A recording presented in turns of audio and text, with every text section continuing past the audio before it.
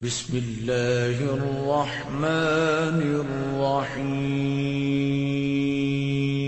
حضرت عمر فاروق رضی اللہ تعالیٰ عنہ صحابہ نے مسجد نبوی میں بیٹھ کے میٹنگ کی۔ عمر کی تنخواہ بڑی تھوڑی ہے مال غنیمت میں سے، اب تو عمر کے پوتے بھی ہیں، نواسے بھی ہیں، رشتہ داریاں بھی ہیں، تعلق بڑھ گئے ہیں اور عمر فاروق بوڑھے بھی ہو گئے۔ میٹنگ ہوئی مسجد میں، اس طرح کریں کہ عمر کا کچھ تھوڑا سا نا مشاعرہ، کچھ تنخواہ، کچھ خدمت، کچھ وظیفہ بڑھا دیں۔ بات طے ہو گئی، جب مکمل ہو گئی تو کہنے لگے یہ بتاؤ شعر سے بات کس نے کرنی ہے؟ ادھر جائے گا کون؟ پہلے اس کا نام تو بتاؤ، وہاں جائے گا کون؟ تو انہوں نے کہا یہ تو ہم نے سوچا ہی نہیں، بات تو بڑی تگڑی ہے، عمر سے کون بات کرے گا؟ یہاں جتنا مرضی تگڑا پیر ہو، آپ نذرانہ لے کے جائیں، مسئلہ ہی کوئی نہیں۔ ابھی کسی کو کہنا پڑا ہے؟ تو کہتے ہیں جناب کون بات کرے گا؟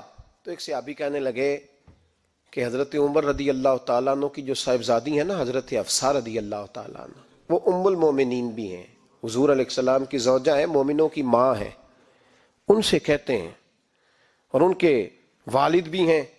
تو حضرت حفصہ سے کہا تو جناب حفصہ چل کے گئیں حضرت عمر کے پاس، جا کے کہا ابا جی ایک بات کرنی تھی۔ انہوں نے کہا بیٹے کرو، تو ان کو بھی پتا تھا نا جاہو جلال کا۔ کہنے لگے ابا جی مسجد نبوی میں صحابہ کی میٹنگ ہوئی ہے، ایک ہی محلے میں ایک ہی شہر میں لوگ رہتے ہیں تو ایک دوسروں کی خرچوں کا، ضروریات کا پتہ ہے۔ کہتی ہے میں نے پس منظر سارا کر کے بات کی، میں نے کہا سب کو پتہ ہے کہ آپ کے خرچے بڑے بڑھ گئے ہیں، تو مجھے نا انہوں نے حضور کی زوجہ سمجھ کے، قابل احترام سمجھ کے میری ذمہ لگایا ہے کہ تھوڑے سے پیسے آپ کے بڑھانے ہیں۔ تو حضرت عمر فاروق رضی اللہ تعالیٰ عنہ کی صاحبزادی کہتے ہیں عمر کو اتنا جلال آیا کہ اٹھ کے کھڑے ہو گئے، کہنے لگے حفصہ ان لوگوں کے نام بتا، میں انہیں دروں سے ماروں گا، اور اس طرح ماروں گا کہ ان کی کمر پہ نشان پڑے، ان کی کمروں پہ نشان پڑے، اس انداز میں درے ماروں گا کہ مجھے زخم نظر آئیں۔ کہا ابا جی اتنا جلال کس بات کا؟ سادی سی بات ہے۔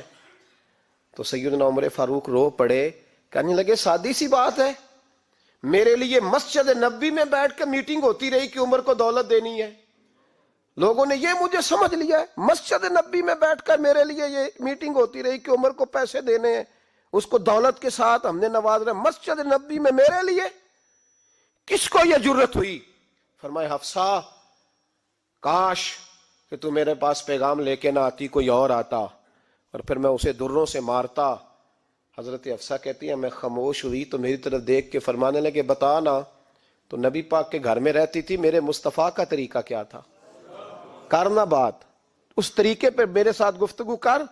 تو حضرت حفصہ کہتی میں رو پڑی، میں نے کہا ابا جی غلطی ہو گئی، آئندہ نہیں کروں گی۔ بھائی معیار بنایا ہوا تھا، آپ یقین کریں ہمارے تعلقات آپ شادی پہ دیکھ لیں، جو غریب رشتہ دار ہے اسے کون منانے جاتا ہے؟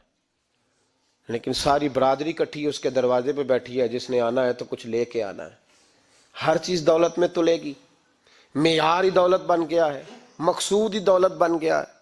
اس پیسے نے، اس دنیا داری نے، دنیا دار پجاری زردے کتیاں دے گل ٹلی ہو، اتنا سخت رویہ لوگوں نے اپنا لیا، رشتوں کا تقدس نہیں رہا۔ ایک مجلس میں میں نے ایسا رنگ بھی دیکھا، ایک ایسا شخص جسے میں ذاتی طور پہ جانتا ہوں کہ عالم بھی ہے، پرہیزگار بھی ہے، نیک بھی ہے، وہ بھی بیٹھا تھا اور اس کے ساتھ ایک سیٹھ بھی بیٹھا تھا، لیکن جو لوگوں کا عقیدت کا رشتہ اس درویش کے ساتھ ہونا چاہیے تھا وہ سیٹھ کے ساتھ تھا۔